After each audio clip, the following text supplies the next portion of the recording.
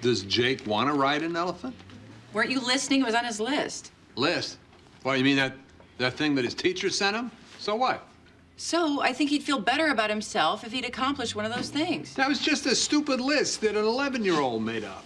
I disagree. I think that list is symbolic of all the things Jake feels bad about not having done. Leave the man alone, you know? He doesn't need your pity. It's not pity. I'm doing something you might not be familiar with. Being a good friend. Yeah, well, you should be doing something you're not familiar with. Minding your own business.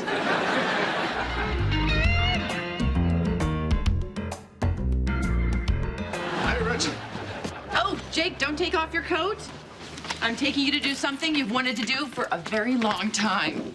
Yet I leave my coat on. Interesting.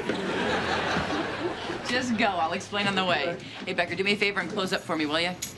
Oh, I'm glad you're still here. We had a little accident, and I think Jake hurt his knee. Whew. Smells like he had an accident. I fell an elephant crap. Where? At a bowling alley. We were at the circus. Oh, yes, right, the circus, where you took Jake to make his life better. Right. Check his knee out. Will you get an x-ray, please? Oh, sure. Soon as I hose him off. What the hell happened? Well, the elephant leaned down. You know how they do. And we put Jake on his head, and things were going great. And then? And then the elephant stood up, and Jake kind of flew off its back. Right. And what have we learned, Reg? Well, a couple things.